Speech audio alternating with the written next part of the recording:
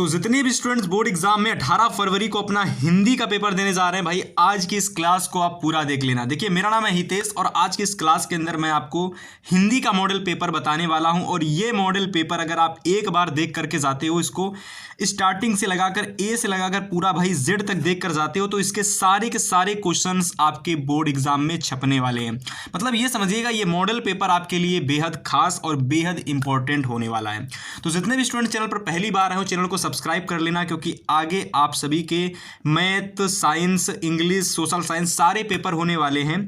तो उन सभी पेपर्स को देखने के लिए और उनके क्वेश्चंस को देखने के लिए, इंपॉर्टेंट क्वेश्चंस को देखने के लिए आप हमारे साथ जुड़ जाइएगा और अपनी तैयारी को एकदम बेहतर ट्रैक पर लाइएगा।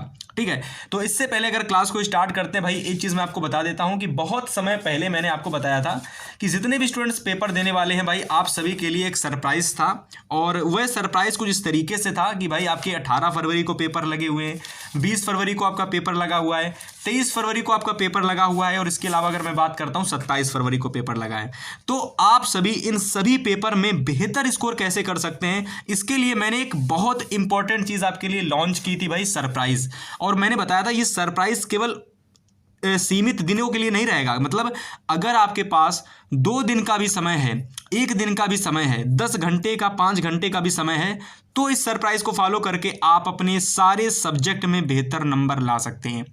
बहुत सारे लोगों ने इसे फॉलो किया सरप्राइज को, और उनके बहुत अच्छे अच्छे कमेंट्स आए। फिलहाल क्या है सरप्राइज अभी मैं आपको बताऊंगा। काफ़ी सारे लोगों को पता चल गया होगा, पर पता चलने से कुछ नहीं होगा। अगर आप इस सरप्राइज को फॉलो नहीं कर रहे हो तो सबसे बड़ी मिस्टेक कर रहे हो। अभी मैं आपको बताऊंगा। जो लोग नए हैं, जिनको पता है तो चलिए कोई बात नहीं, जिनको नहीं पता बने रहिएगा वीडियो में। आपके लिए सबसे बेहतर ये वीडियो होने वाली है।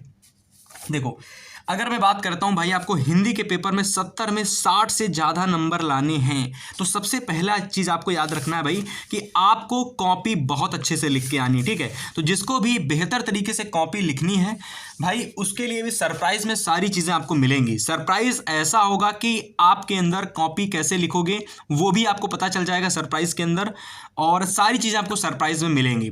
कैसे मिलेंगी मैं आपको बताऊंगा। फिलहाल सबसे पहले हम देखेंगे इस कंप्लीट वायरल मॉडल पेपर को, ठीक है, जिसको हम समझने वाले हैं। तो अगर मैं मॉडल पेपर की बात करता हूं भाई, सारी चीज़ें सभी को पता होंगी कि 3 घंटे 15 मिनट का समय हमको मिलता है पेपर को करने के लिए। 70 नंबर का पूर्णांक हमारे पेपर में आने वाला है, मतलब 70 नंबर का पेपर आने वाला है, जिसमें अगर मैं बात करता हूं 15 मिनट आपको जो मिलेंगे स्टार्टिंग के क्वेश्चन पेपर को पढ़ने के लिए मिलेंगे कि पेपर में कौन कौन से क्वेश्चंस आए हुए हैं। इसके अलावा ये बेसिक से निर्देश हैं जिनको आप पढ़ लेना स्क्रीनशॉट लेकर के या फिर वीडियो को पॉज करके। बाकी चलिए मैं सबसे पहले आपको मिलाता हूं भाई इस पेपर में आने वाले आपके सबसे पहले क्वेश्चंस। जो आपको सबसे पहले करने होंगे वह आपके होंगे बहुविकल्पीय क्वेश्चंस। अब ये जो बहुविकल्पीय प्रश्न आएंगे, ये टोटल आपको 20 देखने को मिलेंगे पेपर में भाई। टोटल 20 क्वेश्चंस करने के लिए आएंगे, और एक एक क्वेश्चंस यहां पर आपके लिए इंपॉर्टेंट होने वाला है। तो चलिए मैं आपको डायरेक्ट क्वेश्चंस पर ले चलता हूं।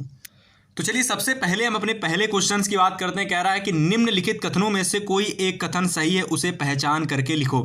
देखो, पेपर में आपको इस तरीके का एक क्वेश्चन तो भाई 100% श्योर हूं कि आपके पेपर में ये क्वेश्चन जरूर आएगा, जिसमें लिखा होगा कि निम्नलिखित कथन में से कोई एक कथन सही है, उसे पहचान करके बताओ सही कौन सा है। ठीक है, तो यहां पर देखिए, अगर मैं ऑप्शन नंबर 3 की बात करता हूं कि रामचंद्र शुक्ल यानी आचार्य रामचंद्र शुक्ल, ठीक है, सभी को पता है निबंधाकार हैं, ठीक है, वो भी प्रसिद्ध। तो यही वाला बिल्कुल हमारा सही ऑप्शन हो जाएगा, यानी ऑप्शन नंबर 3 बिल्कुल सही हो जाएगा। बाकी सारे ऑप्शन जो दिख रहे हैं, जयशंकर प्रसाद एक समालोचक हैं, गलत है। डॉक्टर राजेंद्र प्रसाद एक उपन्यासकार हैं, गलत है। और भगवत शरण उपाध्याय एक विख्यात कवि क्रम है, तो ये भी गलत है। बाकी ऑप्शन नंबर जो सही है वो हमारा तीसरा है। ठीक है, इसको आप याद कर लें और इसको आप नोट कर लें। ठीक है, दूसरा क्वेश्चन है कि गुनाहों का देवता उपन्यास के लेखक कौन है भाई। तो गुनाहों का देवता हमारी रचना धर्मवीर भारती की है। चलिए इसको आप याद कर लीजिए। ठीक है, इसके बाद तीसरा नंबर क्वेश्चन कह रहा है कि प्रेमचंद्र अपने घर में किस विधा की रचना है। देखो, मुंशी प्रेमचंद्र, देखो प्रेमचंद्र की जो रचना है अपने घर में, ठीक है, इसकी आपको विधा बतानी है। तो देखो, यहां से आपके 2 क्वेश्चन तैयार हो गए। सबसे पहला क्वेश्चन तैयार हो गया कि अपने घर में जो रचना है ये किसकी है, तो ये प्रेमचंद्र की है। ठीक है, दूसरा क्वेश्चन आपको तैयार हो जाएगा अभी कि विधा कौन सी है इसकी। तो इसकी विधा आपकी यहाँ से हो जाएगी मेरे प्यारे साथी। आप लोग कर लेंगे ऑप्शन क्वेश्चन नंबर तीसरे में आत्मकथा, ठीक है, आत्मकथा यानी ऑप्शन नंबर फर्स्ट को आप बिल्कुल सही कर लेंगे। ईर्ष्या तू ना गई मेरे मन से, ईर्ष्या तू ना गई मेरे मन से, और बताना है भाई इसके लेखक का नाम, ठीक है, इसके रचनाकार का नाम। तो ईर्ष्या तू ना गई मेरे मन से, इसके बारे में आपने अपने बुक में भी पढ़ा होगा, हिंदी की बुक में भी पढ़ा होगा कि भाई रामधारी सिंह दिनकर जो है इसके लेखक हो जाएंगे, ठीक है। ईर्ष्या तू ना गई मेरे मन से जो रचना है इसके लेखक रामधारी सिंह दिनकर हो जाएंगे।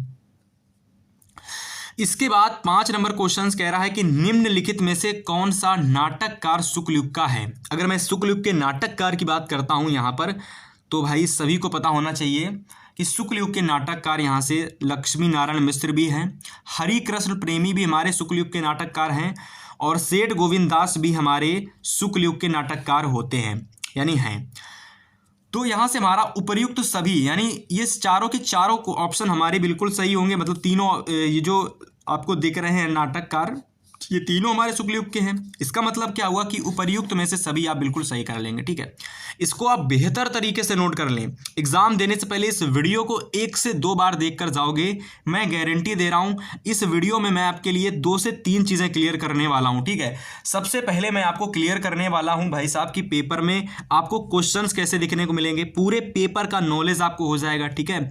इसी के साथ साथ आपको मैं इसी वीडियो में बता दूंगा कि आपको कॉपी कैसे लिखना है हिंदी की, और अगर आपने इस तरीके से हिंदी की कॉपी लिखी तो मेरी गारंटी है कि आप हिंदी का पेपर सबसे उंधे लेवल का करके आने वाले हो, एकदम गर्दा उड़ा करके आने वाले हो हिंदी के पेपर में। बस इस क्लास को लास्ट तक देखना, और अगर आपने मेरे द्वारा बनाए गए सरप्राइज को आपने फॉलो किया, मैं आपको बता देता हूं भाई, अगर आपने सरप्राइज को फॉलो किया तो आप वह छात्र निकलोगे बोर्ड के बाहर जो बोर्ड एग्जाम में पूरा पेपर करके आएगा और ये गर्व से कहेगा कि मैंने हिंदी का पेपर एकदम गर्दा गर्दा कर दिया, मतलब सारे क्वेश्चंस मैं करके आया।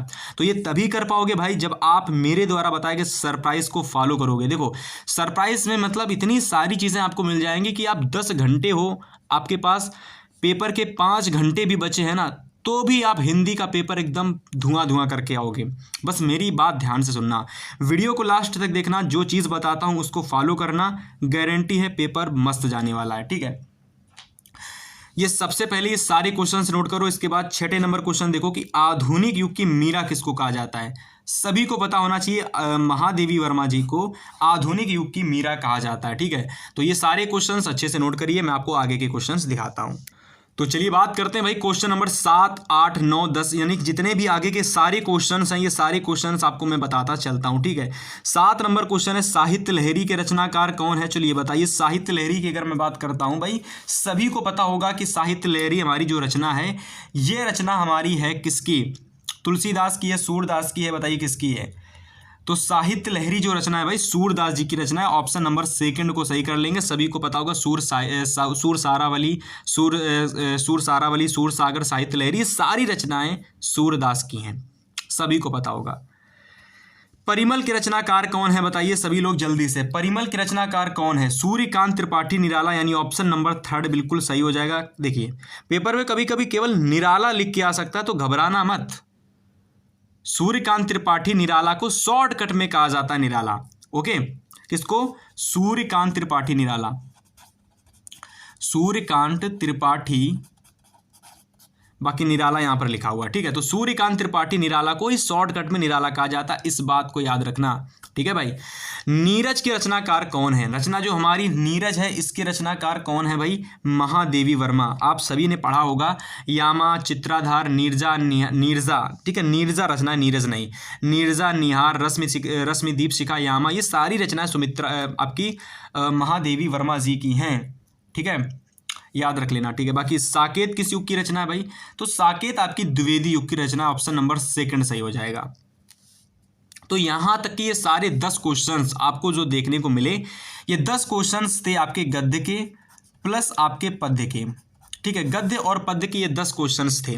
अब यहां से आगे के जितने भी क्वेश्चंस आपको देखने को मिलने वाले हैं, वह सारे क्वेश्चंस आपके होंगे भाई हिंदी व्याकरण के, ठीक है, हिंदी व्याकरण के क्वेश्चंस होंगे, और इसी के साथ साथ आपको संस्कृत व्याकरण के भी क्वेश्चंस इसमें से देखने को मिलने वाले हैं। तो आपके पेपर में गद्य से क्वेश्चन, पद्य से क्वेश्चन, हिंदी व्याकरण से क्वेश्चन और हिंदी संस्कृत व्याकरण से क्वेश्चंस आपको बहुविकल्पी में देखने को मिलते हैं। ठीक है, तो 11 नंबर क्वेश्चन का राइट आंसर बताइए। श्रृंगार रस का स्थायी भाव क्या होता है, बताइए। सभी लोगों को पता होगा श्रृंगार रस का स्थायी भाव होता है भाई, क्या होता है, रति। ऑप्शन नंबर फर्स्ट सही हो जाएगा। वह सरल विरल काली रेखा तम के धागे से हिलडुल, इसमें अलंकार कौन सा है भाई, सभी को पता होगा, उपमा अलंकार है। तो ऑप्शन नंबर सेकंड को सही कर लेंगे। जितने क्वेश्चंस करा रहा हूँ सारे क्वेश्चंस आपके सामने हैं और सारे को तैयार कर लो और पेपर देने जाओ, और बेहतर पेपर ना हो तो आप कहना। मेरे द्वारा बनाया गया सरप्राइज अगर आप फॉलो कर लोगे भाई तो बिल्कुल ये मानो आपसे बेहतर पेपर कोई करके नहीं आने वाला, इस बात की गारंटी है। ठीक है, 13 नंबर क्वेश्चन कह रहा है कि रोला किस प्रकार का छंद है। चांद नहीं कर लो, चांद की जगह छंद कर लो भाई, चांद की जगह क्या कर लो, यहां लिख लो, देखो अच्छे से, चांद की जगह छंद कर लो। ठीक है, तो रोला किस प्रकार का छंद है। रोला मैं आपको बता देता हूं यहीं पर, रोला हमारा एक सममात्रिक छंद होता है। कैसा छंद होता है, सममात्रिक छंद। ठीक है, रोला हमारा समात्रिक छंद होता है, तो इसको आप नोट कर लेंगे। फिलहाल मैं आपको आगे दिखाता हूं। तो प्यारे साथी आप चलिए यहाँ पर बिल्कुल सही कर लेंगे। ऑप्शन नंबर सेकंड सममात्रिक छंद मैंने बताया था। जो हमारा रोला है कैसा छंद है भाई, तो बताया है रोला हमारा सममात्रिक छंद है। ठीक है, बाकी क्वेश्चन नंबर 14 कह रहा कि आकर्षण शब्द में उपसर्ग कौन सा लगेगा, तो भाई डबल आ, यानी कि बड़ा आ आपका यहाँ पर लगेगा उपसर्ग। उपसर्ग वे शब्द होते हैं जो किसी शब्द के आगे लग करके उसका रूप बदल देते हैं, उसकी मतलब अर्थ को बदल देते हैं, उपसर्ग कहलाते हैं। ठीक है, गंगा का पर्यायवाची कौन सा है भाई, तो गंगा का अगर मैं पर्यायवाची की बात करता हूं तो यहां पर सूर सरिता दिख रहा है ना, यही हमारा बिल्कुल सही हो जाएगा। बाकी आगे कह रहा है कि नेह जो हमारा दे रखा है, नेह का आपको तत्सम शब्द का, नेह हमारा तद्भव शब्द है, मतलब नेह हमारा ये तद्भव शब्द है और इसका तत्सम रूप आपको बताना है। ठीक है, नेह हमारा क्या है, तद्भव है, इसका तत्सम बताना है, तो इसका नेह का हो जाएगा स्नेह। ऑप्शन नंबर सेकंड को कर लेंगे सही।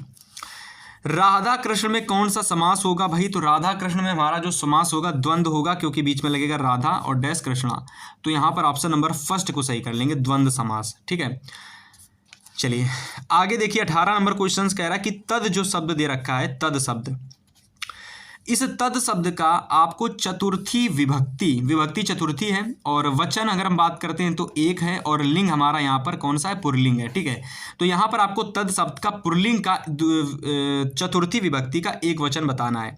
फिर से समझना, तद शब्द का पुल्लिंग का चतुर्थी विभक्ति का एक वचन रूप बताना क्या होगा। आपको नहीं पता, मैं बता देता हूं, तस्मय आपका बिल्कुल सही होगा, इसको आप नोट कर लें। ये सारे क्वेश्चंस आपके लिए बेहद इंपॉर्टेंट हैं भाई, इस बात की आप समझिएगा इस बात को। ठीक है, 19 नंबर क्वेश्चन कह रहा है मोहन गीत गाता है, रचना की दृष्टि से यह किस प्रकार का क्या है, वाक्य है। तो ये किस प्रकार का वाक्य है, मैं बहुत जल्दी पेपर करा रहा हूं ताकि आपका समय कह सकते हो कि बर्बाद ना हो। ठीक है, आपको कम समय में बेहतर चीज़ें मिल जाएं। ठीक है, आपको पेपर समझना है, पेपर समझिए और अच्छे से चीज़ों को देखिए, सरप्राइज को फॉलो कीजिएगा, और इसी के साथ साथ पेपर में मैं आपको दिखा दूंगा कि पेपर कैसे लिख के आना है पेपर में, बोर्ड में, तो पूरा हिंदी का नॉलेज ये वीडियो आपको दे देगी। ठीक है, सरप्राइज को फॉलो करना बिल्कुल मत भूलना, जो भी सरप्राइज को फॉलो करेगा स्टूडेंट उसके बेहतर नंबर आएंगे, इस बात की गारंटी है। ठीक है, फिलहाल आगे के क्वेश्चन मैं आपको दिखाता हूँ। तो जैसा मैंने बताया कैसा वाक्य भाई, तो आपको बताया ये हमारा एक सरल वाक्य है, तो इसको आप नोट कर लेंगे। राम पढ़ता है, ये किस प्रकार, राम पढ़ता है, इस वाक्य में राम जो है ये कैसा पद है। राम जो है उद्देश्य बता रहा है कि राम क्या कर रहा है, उद्देश्य बता रहा है, राम क्या कर रहा है, पढ़ रहा है, यानी उद्देश्य है। सो ऑप्शन नंबर फर्स्ट सही कर लेंगे। ठीक है, तो ये क्वेश्चंस थे आपके बहुविकल्पीय वाले, यानी एमसीक्यू टाइप्स वाले क्वेश्चंस। और देखो यार, एमसीक्यू में ज़्यादा दिक्कत नहीं होने वाली, हाँ थोड़ी सी दिक्कत होगी, वो ये होगी कि आपको पूरे के पूरे क्वेश्चंस पेपर में नहीं आएंगे, तो आपको इसके लिए चिंता नहीं करनी। आपको बस अपने 20 में से कम आपको लगभग 16 से 17 क्वेश्चन सही करके आने हैं, मतलब सही करके आने, करके तो 20 में 20 आने हैं, करके तो 20 में 20 आने, लेकिन 16 से 17 प्रश्न सही करके आने हैं, बस इस बात को आपको याद रखना है। राइट, आ गई समझ में बात। तो 16 से 17 क्वेश्चन आपके कब सही होंगे? अब सही होंगे, अब जब आप सरप्राइज फॉलो करोगे। ठीक है, आप अगर सरप्राइज फॉलो करोगे तो 16 17 नहीं भाई, आप 20 में से 18 19 सही करके आओगे। इसके पीछे का रीज़न भैया क्या है? ऐसे क्यों कह रहे हो कि 19 क्वेश्चन सही करके आएंगे? ऐसा इसलिए कह रहे हैं क्योंकि हमने आपके लिए एक सरप्राइज़ बहुत समय पहले लॉन्च किया था। बहुत सारे लोगों ने इसको फ़ायदा इसका उठाया और बहुत पहले इसको लोगों ने ले लिया था। लेकिन आपको डरना नहीं है पेपर से, क्योंकि आपके लिए आपके हितेश भैया आ चुके हैं। आपको मैं जितना बता रहा हूँ बस आप उतना फॉलो करिए, पेपर में आप बिल्कुल बेहद गर्दा गर्दा करके आने वाले हो। आप बस सरप्राइज में देखिए आपको मैं क्या बताने वाला हूँ। देखिए समझो, आपका पेपर है 18 फरवरी, 5 घंटे आपके पास बचे हुए हैं मान लो। ठीक है, 1-2 घंटे भी आपके पास बचे हुए हैं मान लो। तो उस बचे हुए 1 से 2 घंटे में आपको फॉलो करनी है हमारे द्वारा बनाई गई ई बुक। आपको देखिए इस ई बुक के अंदर आपको मिलेंगे 100 ऑब्जेक्टिव क्वेश्चंस, 100 ऑब्जेक्टिव क्वेश्चंस मिलेंगे आपको। यहाँ पर देखने को मिलेंगे 10 से ज़्यादा मॉडल पेपर, मतलब आपको 1-2 नहीं, टोटल 10 मॉडल पेपर आपको देखने को मिलेंगे। कितने? टोटल 10 मॉडल पेपर आपको यहाँ देखने को मिलेंगे। और इसी के साथ साथ इतना ही नहीं, बल्कि आपको इस तरीके के दिखा देता हूँ मैं आपको, 1 मिनट। इस तरीके के आपको मिलेंगे इसमें भाई इंपॉर्टेंट गद्यांश, पद्यांश, पत्र लेखन, निबंध लेखन, सारी चीज़ें आपको मिलने वाली हैं। अगर आपके पास 5 घंटे का समय बचा है तो आपको इसे फॉलो करना चाहिए। आपको यहाँ पर मैं गारंटी दे रहा हूँ, इसमें मैंने आपके लिए इतनी बेहतर चीज़ें दी हैं कि बहुत सारे लोगों के बहुत पॉजिटिव कमेंट आए। ठीक है, आपके पास समय है। आपको ई बुक कैसे लेना है मैं आपको बता देता हूँ। आपको ई बुक को लेने के लिए सिंपल है एकदम। आपको क्या करना है, डिस्क्रिप्शन बॉक्स में ओपन करना है। आपको डिस्क्रिप्शन बॉक्स जैसे ही आप ओपन करोगे तो ई बुक का लिंक आपको मिल जाएगा। आपके लिए हिंदी की ई बुक अलग से मिलेगी, इंग्लिश की ई बुक आपको अलग दे रखी है, मैथ, साइंस, सोशल साइंस, सारे सब्जेक्ट की ई बुक आपको अलग अलग दे रखी है। एक सब्जेक्ट का प्राइस 2 समोसे के पैसे से भी कम है। 2 समोसे 20 रुपए के आते हैं, पर एक सब्जेक्ट का प्राइस आपको मात्र 15 रुपये मैंने रखा है। और ये इतना कम इसलिए है ताकि हर एक स्टूडेंट इसको ले सके, हर एक छात्र इसका फ़ायदा उठा सके भाई, इसलिए हमने इसका प्राइस बहुत कम रखा है। ठीक है, मतलब आपको देखिए 15 रुपये पे करने, तो यहाँ से तो इस तरीके से आपके ये ई बुक होने वाला है। ठीक है, देखो यार, ई बुक उनके लिए बनाया गया है भाई, उनके लिए मैंने बनाया था जो बोर्ड एग्जाम में बेहतर नंबर लाना चाहते हैं। अगर आपको केवल पास होना है तो ये आपके लिए ई बुक नहीं है भाई। आपको अगर वाकई में अपने पेरेंट्स के सपने को पूरा करना है तो ये आपके लिए ई बुक है। आपको ऐसा लगता है कि आपके दोस्त आपको कम समझते हैं तो ये आपके लिए ई बुक है। इस ई बुक की PDF फॉर्म की आपकी ई बुक होने वाली है, जहाँ पर आपको मैं गारंटी दे रहा हूँ पेपर से पहले आपके जो भी पेपर होने वाले हैं भाई, 27 फरवरी को, 23 फरवरी को, 20 फरवरी को, 18 फरवरी को जो पहला पेपर है, अगर पहला पेपर अच्छा करके आओगे ना तो याद रखना ये सारे पेपर आपके अच्छे जाने वाले हैं। 20 फरवरी, 23 फरवरी, 27 फरवरी। ठीक है, तो जिसको लेना है भाई डिस्क्रिप्शन में लिंक पड़ा हुआ है, मात्र 15 रुपये में आपके लिए ऑफर समझ लो है। देखो यार, हमें इसमें कुछ नहीं मिल रहा है क्योंकि 15 रुपये में आप सभी जानते हो कि कुछ नहीं होता है, लेकिन आप सभी को बहुत सारी चीज़ें यहाँ पर मिलने वाली हैं। हम चाहते हैं हमने जो मेहनत की इसको बनाने में वह आप तक पहुँचे और आप बेहतर नंबर लाओ। ठीक है, आपके पास समय है, 2 से 3-4 घंटे बचे हैं भाई, तो जाइएगा, इसको ज़रूर से लीजिएगा। आपको मैं बता रहा हूँ, गारंटी दे रहा हूँ, बेहतर नंबर आपके आएंगे, इस बात की गारंटी है। ठीक है, फिलहाल ये हो गया सरप्राइज। जो फॉलो करेगा उसके नंबर अच्छे आएंगे, जो फॉलो नहीं करेगा भाई वह बस पास हो जाएगा, बस इतना ही होगा।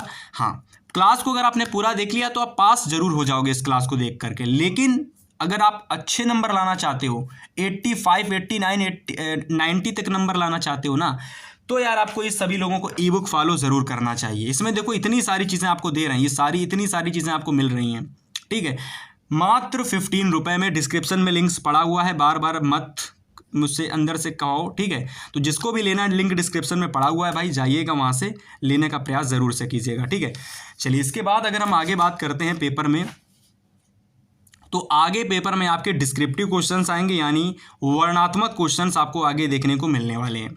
ठीक है, अगर मैं वर्णात्मक क्वेश्चंस की बात करता हूं तो यहां पर आपको 50 मार्क्स के वर्णनात्मक क्वेश्चंस देखने को मिलेंगे। ठीक है, यहाँ पर आपको टोटल 50 मार्क्स के वर्णनात्मक क्वेश्चंस देखने को मिलेंगे, जहाँ पर आपको गद्यांश, पद्यांश, पत्र लेखन, निबंध लेखन, ठीक है, और संस्कृत के क्वेश्चंस। तो ये सारी चीज़ें आपको यहाँ पर वर्णनात्मक क्वेश्चंस के अंदर देखने को मिलने वाली हैं। ठीक है, सबसे पहला प्रश्न आपके पेपर में आएगा वर्णनात्मक क्वेश्चन का, जो कि गद्यांश पर आधारित क्वेश्चन होगा। ठीक है, मतलब सिंपल से यहाँ पर आपको एक गद्यांश दे दिया जाएगा और उस गद्यांश पर आधारित आपके टोटल 3 क्वेश्चंस आएंगे। टोटल कितने? 3 क्वेश्चंस आएंगे। ठीक है, तो इस तरीके से गद्यांश आएगा। पहला प्रश्न आपको देखने को मिलेगा कि गद्यांश के पाठ व लेखक का नाम लिखिएगा। ठीक है, सबसे पहला प्रश्न आएगा कि पद्यांश के जो भी गद्यांश है उसके पाठ का नाम लिखो और उसके जो लेखक हैं उसका नाम लिखो। अगर आप लिख दोगे तो आपको 2 नंबर मिल जाएगा। ठीक है, तो हमारा जो इम्पोर्टेंट गद्यांश है इसको वेरी इंपॉर्टेंट डाल करके पेपर से पहले तैयार करके ज़रूर जाना है इसको। ठीक है, कि आज विज्ञान मनुष्य के हाथों में अद्भुत और अतुल शक्ति दे रहा है। ठीक है, और उसका उपयोग एक व्यक्ति और समूह के उत्कर्ष और दूसरे व्यक्ति और समूह को गिराने के लिए हो रहा है। ठीक है, इसलिए हमें उस भावना को जागृत रखना और उसे उत्तेजित रखना होगा, कह सकते हो, जिसके लिए ऐसे साधनों की आवश्यकता होनी चाहिए या फिर हाथ में ऐसे साधनों को रखना होगा। ठीक है, तो बाकी सारी चीज़ें यहाँ पर आप लोग देख सकते हो। इसको करना किस तरीके से है इस पर मैंने डिटेल से अपने चैनल पर वीडियो बना रखा है कि आप सभी लोगों को जो भी गद्यांश है उसका संदर्भ कैसे करना है, उसकी व्याख्या कैसे करनी है। ठीक है, जिसको भी देखना है भाई चैनल पर विजिट करके देख सकते हो। बाकी इस तरीके के 10 मॉडल पेपर आपको मिलेंगे हमारे द्वारा बनाई गई ई बुक में। लिंक मैंने डिस्क्रिप्शन में डाल दिया है, जाकर के वहाँ से आप ले सकते हैं। ठीक है, तो जल्दी से आप लोग इसका स्क्रीनशॉट कर लें। और थोड़ा सा मैं आपको बता देता हूँ कि ये जो लिया गया है हमारे भारतीय संस्कृति चैप्टर से लिया गया है, तो आप भारतीय संस्कृति चैप्टर में जा करके एक बार इसको ज़रूर से देखना। ठीक है, ये बहुत इंपॉर्टेंट है, 100% ये आपके गद्यांश पेपर में आने वाला है। ठीक है, इसके बाद अथवा में आपको एक और गद्यांश आएगा। ठीक है, अथवा में आपके पेपर में एक और गद्यांश आएगा। तो आगे देखिए, अथवा में अगर मैं बात करता हूँ तो अथवा में हमारा जो गद्यांश है वह है, ये हाथ में कमल लिए बुद्ध खड़े हैं, जैसे छवि छलक पड़ती है ना, उभरे नैनों की जोत परोसती जा रही है, और ये यशोधरा है, वैसे ही कमल नाल धारण किए त्रिभंग में खड़ी, और ये दृश्य है महाभिनिस्मरण का, यशोधरा और राहल निद्रा में खोए। देखो थोड़ी सी लैंग्वेज जो है कह सकते हो कि इधर उधर है, समझ में नहीं आ रही, पर डरने वाली बात नहीं है। हमने आपको बताया था जब मैं आपको संदर्भ और हिंदी संस्कृत के मतलब संदर्भ और रेखांकित अंश की व्याख्या कैसे करते हैं, तो मैंने वहाँ पर आपको डिटेल से बताया था प्री वीडियो में कि आपको इसकी व्याख्या कैसे करनी है। फिलहाल आप इसको वेरी इंपॉर्टेंट डाल करके नोट कर लो। अब आपको तैयार करना है, बस ये आप पर है कि आपको पेपर देना है, आपको तैयार करना है, तो ये आपकी गारंटी मैंने आपको बता दिया, ये मोस्ट इंपॉर्टेंट है। अब आप इसे कैसे भी तैयार करो, आप मेरे द्वारा बनाई गई जो ई बुक है वहाँ पर अगर आप देखोगे तो आपको डायरेक्ट सारी चीज़ें देखने को मिल जाएंगी। और प्राइस मात्र 15 रुपये है, तो यार थोड़ा सा समझो, 15 रुपये के अंदर मैं आपको सारी चीज़ें दे रहा हूँ। ठीक है, मतलब कंप्लीट चीज़ें आपको मिल रही हैं। डिस्क्रिप्शन में लिंक पड़ा है, इधर उधर जाने की आवश्यकता ही नहीं है, सारी चीज़ें आपको एक जगह एक PDF एक ई बुक के अंदर मिल जाएगी। ठीक है, आया समझ में। बाकी 3 क्वेश्चंस आपको गद्यांश के देखने को मिलेंगे। सबसे पहला संदर्भ वाला प्रश्न आएगा 2 नंबर का, दूसरा रेखांकित अंश की व्याख्या वाला क्वेश्चन आएगा, ये भी 2 नंबर का। इसके बाद तीसरा जो क्वेश्चन आपके पेपर में आएगा वह भी 2 नंबर का होगा, लेकिन ये जो तीसरा वाला क्वेश्चन आपको देखने को मिलेगा ये आपके इस गद्यांश पर आधारित होगा, और ये सबसे आसान सा क्वेश्चन तीसरा वाला ही होगा। देखो इसमें कह रहा है कि उपर्युक्त गद्यांश में कहाँ के दृश्यों का चित्रण किया गया है, बताइए। इतना आसान सा क्वेश्चन होता है लास्ट वाला। स्टार्टिंग के दोनों क्वेश्चंस थोड़े से डिफिकल्ट होते हैं, मतलब संदर्भ आप तभी कर पाओगे जब आपको लेखक का नाम पता होगा और जब आपको पाठ का नाम पता होगा, है ना। और रेखांकित अंश की व्याख्या आप तभी कर पाओगे जब आपको व्याख्या करनी आती होगी, राइट। लेकिन ये तीसरा वाला जो क्वेश्चन होता है इसको आप लोग बड़े आसानी से कर पाओगे केवल इस गद्यांश को पढ़ करके। आया समझ में। तो आसान है सारी चीज़ें, बस थोड़ा सा दिमाग लगाना है। और अगर आपको इम्पोर्टेंट चीज़ें चाहिए हैं तो मेरे द्वारा बनाई गई ई बुक पर चले जाना है। बाकी पेपर आपका अच्छा होने वाला है अगर आपने इस क्लास को पूरा देख लिया। मैं आपको सारी चीज़ें बता दूंगा कहाँ पर कौन कौन सी चीज़ें आप करोगे तो आपके बेहतर नंबर आएंगे, ठीक है। इसके बाद देखो पेपर में आएगा पद्यांश, पेपर में क्या आएगा, पद्यांश आएगा। और ये भी हमारे 6 नंबर का क्वेश्चन होता है। इसमें भी टोटल आपके 3 प्रश्न ही पूछे जाते हैं, ठीक है। चलिए आपको बताते हैं कि कैसे पद्यांश आपको आएगा और कैसे कैसे क्वेश्चंस आपको आएंगे और कैसे आप करोगे।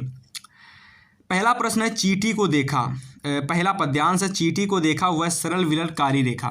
तो समझ जाओ ये हमारे चींटी चैप्टर से लिया गया है। किस चैप्टर से लिया गया भाई, चींटी पार्ट से ये लिया गया है। आया समझ में। तो ये चींटी पार्ट से हमारा लिया गया है। आप इसे वेरी इंपॉर्टेंट डाल लो क्योंकि चींटी से लिया गया है और चींटी हमारा एक बहुत महत्वपूर्ण पार्ट है क्लास 10th हिंदी का। आपके पेपर में काली वह काली विरल, फिर से देखते हैं, चींटी को देखा वह सरल काली विरल काली रेखा। ये बहुत इंपॉर्टेंट है, हर बार आपके पेपर में पद्यांश आता है, ठीक है। अभी मैं आपको आगे इसका दिखाता हूँ। देखो, तम के धागे सी जो हिलडुल चलती लघुपद पल पल मिलजुल वह, ठीक है, वह है पिपीलिका पाती देखो ना किस भांति, ठीक है। आप इसको एक बार देख लेना, इसको पढ़ लेना, बाकी 3 क्वेश्चंस आपके आएंगे। पहला प्रश्न 2 नंबर का आएगा संदर्भ वाला। मैंने बताया गद्यांश हो, चाहे गद्यांश हो प्यारे साथी, चाहे पद्यांश हो, दोनों में संदर्भ वाला प्रश्न आता है और दोनों के लिए आपको भाई पाठ का नाम पता होना चाहिए। और अगर गद्यांश है तो लेखक का नाम पता होना चाहिए, ठीक है, लेखक का नाम। और अगर पद्यांश है तो कवि का नाम पता होना चाहिए, ठीक है। तो देखो संदर्भ वाला दोनों में क्वेश्चन आएगा, दोनों में समान होगा। इसको किस तरीके से संदर्भ को लिखा जाता है मैंने अपनी वीडियो में आपके लिए स्पेशल बना रखा है कि संस्कृत का गद्यांश कैसे लिखते हैं, संस्कृत का पद्यांश कैसे लिखते हैं। जिसको नहीं, जिसने वीडियो नहीं देखा जा करके वीडियो देख लेना, आपके लिए वीडियो अपलोड है, ठीक है। इसके अलावा रेखांकित अंश की व्याख्या कीजिए। रेखांकित अंश की व्याख्या तभी कर पाओगे जब आपको आती होगी। अगर आपको नहीं आती है तो इस पर भी मैंने वीडियो बना रखा है, तो आप एक बार हमारे चैनल पर विजिट करके देख लेना। बाकी मैंने आपके लिए यार ऑप्शन बना रखा है ई बुक ले लोगे तो सारी चीज़ें आपको मात्र 15 रुपये के अंदर सब कुछ आपको मिल जाएंगी एक PDF के अंदर, ठीक है, जहाँ पर आपको कुछ भी इधर उधर देखना नहीं पड़ेगा, ठीक है। तीसरा प्रश्न हमारा है ये 2 नंबर का, जिसमें आपके 1-1 नंबर के 2 क्वेश्चन हैं। चींटी क्या करती है, इन पंक्तियों में कौन सा अलंकार है। साधारण सा क्वेश्चन है, इसको थोड़ा सा पढ़ोगे और इसमें थोड़ा सा पढ़ोगे तो आंसर आपको मिल जाएगा। अब गद्यांश की तरह ही अथवा में पद्यांश का भी एक अथवा वाला प्रश्न होता है। बैठो माता के आंगन में नाता भाई बहन का समझें उसकी प्रसव वेदना वही लाल माई का। इसको आप देख लें, इसमें भी आपका वेरी इंपॉर्टेंट है, तो आपको इसको भी देख करके जाना एक बार, ठीक है। बैठो माता के आंगन में नाता भाई बहन का समझे उसकी प्रसव वेदना और वही लाल माई का, ठीक है। इसमें भी आपको संदर्भ होता है करने के लिए 2 नंबर का। बाकी इसमें सारी चीज़ें सेम रहने वाली हैं, ठीक है। एक बार मैं आपको क्वेश्चन आंसर दिखा देता हूँ, बाकी बचे हुए 2 बाकी स्क्रीनशॉट ले लेना और स्वयं से तैयार कर लेना, ठीक है। तो यहाँ पर देखिए रेखांकित अंश की व्याख्या, दूसरा क्वेश्चन हमारा 2 नंबर का, और ये तीसरा क्वेश्चन हमारा 2 नंबर का, जहाँ 1 नंबर का ये क्वेश्चन और 1 नंबर का ये क्वेश्चन, ठीक है। स्क्रीनशॉट कर लो भाई। 100% चीज़ें अगर आपने यहाँ पर पूरा क्लास को देख लिया और क्लास देखने के साथ साथ आपने अगर मेरे द्वारा बनाई गई सारे स्टूडेंट्स ने ई बुक फॉलो की, भाई जो भी ई बुक फॉलो करेगा गारंटी है उसके नंबर अच्छे आएंगे। ये हितेश भैया की आपसे गारंटी है, ठीक है, नंबर ज़रूर अच्छे आएंगे, ठीक है। फिलहाल तीसरे नंबर पर जो आपको वर्णनात्मक क्वेश्चंस देखने को मिलेगा वह आपका होगा संस्कृत का गद्यांश। यहाँ पर प्यारे साथी संस्कृत का गद्यांश सबसे आसान क्वेश्चन होता है। अगर मैं संस्कृत गद्यांश और अगर मैं संस्कृत पद्यांश की बात करता हूँ तो सबसे आसान क्वेश्चन होते हैं और अच्छे खासे नंबर वाले क्वेश्चन होते हैं।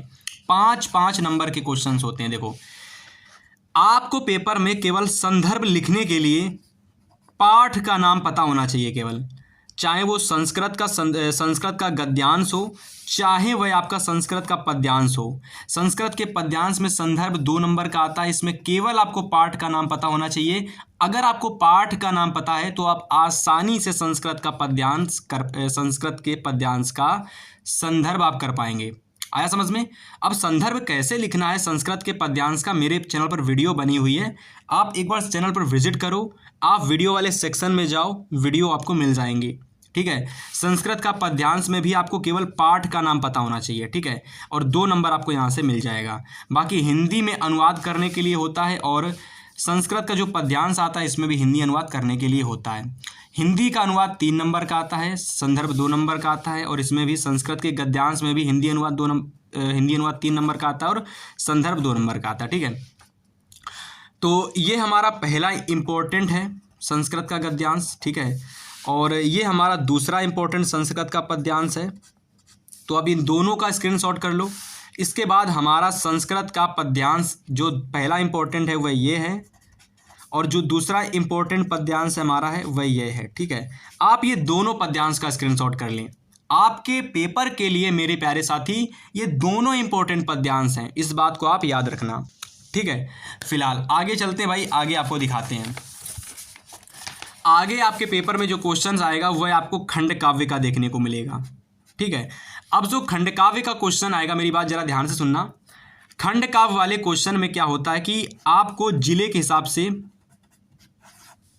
खंड काव्य तैयार करना होता है। ठीक है, कि आप किस जिले से बिलोंग करते हो, जिस जिले से आप बिलोंग करते होगे उस जिले के हिसाब से आपको खंड काव्य तैयार करना होता है। ठीक है, यहाँ पर देखिए बहुत सारे इंपॉर्टेंट खंड काव्य आपको दे रखे हैं। मुक्ति दूत दे रखा है, मुक्ति दूत है। ठीक है, इसके अलावा ज्योति जवार, कर्ण खंड काव्य है, कर्ण खंड काव्य, अग्रपूजा, जय सुभाष, मेवाड़ मुकुट। ठीक है, तो पेपर में जो खंड काव्य का क्वेश्चन आता है 3 नंबर का आता है, और ये आपको जिले के हिसाब से तैयार करना होता है। एग्जाम्पल के लिए अगर आप कानपुर से बिलोंग करते हो, प्रतापगढ़ से बिलोंग करते हो, तो आपको ज्योति जवार तैयार करना होगा। आया समझ में? तो जिले से, जिस भी जिले में आप रहते होगे उस जिले के हिसाब से आपको खंड काव्य तैयार करना है। आप सिंपल से गूगल में डाल देना, आप जिस भी जिले में रहते हो उस जिले के हिसाब से आप डालना। मान लो आप लखीमपुर में रहते हो, लखीमपुर खीरी, तो आप डालोगे लखीमपुर खीरी के लिए क्लास 10th यूपी बोर्ड 2026 के लिए खंड काव्य कौन सा तैयार करना है। आपके सामने टॉपिक दिख जाएगा, मुक्ति दूत होगा तो मुक्ति दूत आ जाएगा गूगल में, ज्योति जवार होगा तो ज्योति जवार आ जाएगा गूगल में। तो जो भी आएगा वो इन्हीं में से आएगा। एक बार इनका आप स्क्रीनशॉट कर लो और आप देख लो। ठीक है, फिलहाल आगे दिखाते हैं पेपर में। तो आगे पेपर में आपका जो क्वेश्चन आता है वह क्वेश्चन आपका आता है भाई जीवन परिचय का।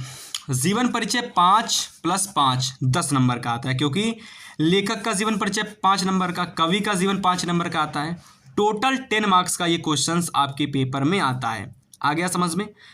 तो ये जो 10 मार्क्स का क्वेश्चंस आपके पेपर में आता है, इसको करना सबसे ज़्यादा आसान होता है प्यारे साथी, सबसे ज़्यादा आसान। करना कैसे है? ये 3 जीवन परिचय आप तैयार कर लो, 5 नंबर फिक्स हो जाएंगे लेखक के जीवन परिचय में। और अगर आपने ये 4 जीवन परिचय तैयार कर लिए, 4 जीवन परिचय, तो यहाँ से आपके 5 नंबर फिक्स हो जाएंगे कवि में। ठीक है, तो लेखक में ये 3 जीवन परिचय और कवियों में ये 4 जीवन परिचय आपको तैयार करने हैं। आ गया समझ में? चलिए, इसके बाद श्लोक तो आप तैयारी कर लोगे 2 नंबर का, तो सभी को पता होगा, अपनी पाठ्य पुस्तक पर आधारित कोई श्लोक। ठीक है, 8वें नंबर पर आपका प्रश्न आता है पत्र वाला। अब अथवा में होता मतलब 2 पत्र आते हैं। तो मेरे प्यारे साथी आप ध्यान देना, आपको केवल पत्र को लिखना आना चाहिए। केवल पत्र किस तरीके से लिखा जाता है, अगर आपको वो लिखना आता है तो आप आसानी से 4 नंबर का ये पत्र वाला क्वेश्चन कर लोगे।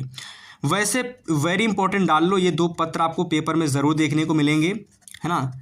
ये वेरी इंपॉर्टेंट पत्र हैं, इनको आप वेरी इंपॉर्टेंट डाल लो, मतलब वेरी इंपॉर्टेंट डाल लीजिए बोर्ड के लिए। कि सबसे पहला आपका है कि अपने शहर की साफ़ सफाई के लिए आपको अपने मुख्य नगर निगम अधिकारियों को एक पत्र लिखना है, राइट। दूसरा आपको है आपके अपने मित्र को अपने बड़े भाई के विवाह में, आपके बड़े भाई का विवाह होने वाला है तो आपको अपने मित्र को पत्र लिखना है कि हमारे भाई की शादी में आप सम्मिलित हो अपने पूरे परिवार के साथ में। आया समझ में? तो इस पर पत्र। ठीक है, दोनों टॉपिक्स यानी दोनों क्वेश्चंस पत्र वाले वेरी इंपॉर्टेंट हैं। और इस तरीके के जो पत्र इम्पॉर्टेंट हैं, इसके सॉल्यूशन के साथ में आपको यहाँ पर मेरे द्वारा का जो ई बुक बनाई गई है उसमें आपको सारी चीज़ें मिलेंगी। ठीक है, और मैं आपको बार बार इसलिए ये ई बुक का पर्चा दिखा रहा हूँ ताकि आपको थोड़ा सा पता चल सके यार कि वाकई में ई बुक में मैंने बहुत समय दिया है। और मैं इसलिए इसके बारे में बार बार बता रहा हूँ दिल से, ताकि जो हमारी मेहनत है वो आप एक बार पढ़ो, और आप जब पढ़ोगे ना तो आपको लगेगा यार इसको बहुत पहले मुझे ले लेना चाहिए था। लेकिन फ़िलहाल कोई बात नहीं, आपके पास 5 घंटे 2 से 3 घंटे भी बचे हैं ना, तो भी ये ई बुक आपको लेनी चाहिए। लिंक डिस्क्रिप्शन में पड़ा है भाई, एक बार आप ज़रूर से देखना। ठीक है, इसके बाद 9 नंबर आपके पेपर में क्वेश्चन आएगा संस्कृत से रिलेटेड, जहाँ पर आपको 2 प्रश्नों के केवल उत्तर देने होंगे। केवल 2 प्रश्नों के उत्तर दे दोगे और 2 नंबर आपको मिल जाएंगे।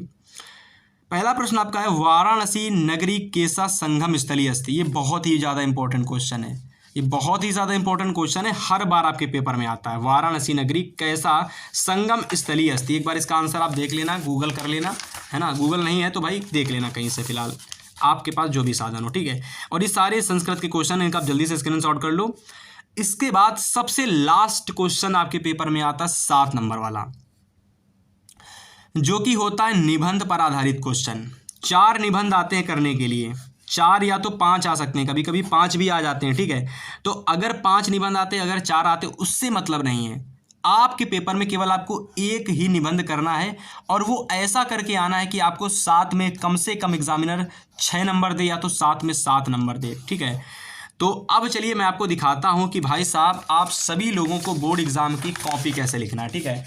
देखो, आप कॉपी लिखो कैसी भी, मुझे उससे मतलब नहीं है। बस मुझे इससे मतलब है यार, हमने आपके लिए जो ई बुक बनाई है ना, इस ई बुक को अगर आप एक बार लेते हैं, मेरी गारंटी है दिल से, आप ज़रूर बहुत बेहतर नंबर लाओगे। क्योंकि इसमें मैंने आपको 100 से ज़्यादा ऑब्जेक्टिव क्वेश्चन, सोचो 100 ऑब्जेक्टिव क्वेश्चन अगर आपने एक बार भी पढ़ लिए ना, तो आपके 20 में 20 क्वेश्चन यहीं से आपके मिल जाएंगे। इंपॉर्टेंट गद्यांश पद्यांश, इस तरीके के इंपॉर्टेंट गद्यांश पद्यांश मिलेंगे, ठीक है। देखो, हर चैप्टर दिया होगा, और उस चैप्टर के जो भी इंपॉर्टेंट गद्यांश है वो आपको यहाँ पर इस ई बुक के अंदर आपको दे रखे होंगे, ठीक है। फिलहाल मैं आपको ई बुक के बारे में बता चुका हूँ, लिंक डिस्क्रिप्शन में पड़ा हुआ है भाई, एक बार ज़रूर से देख लेना। प्राइस बहुत कम है, मात्र 15 रुपये में एक सब्जेक्ट की मिल रही है, तो बहुत कम प्राइस है, ठीक है।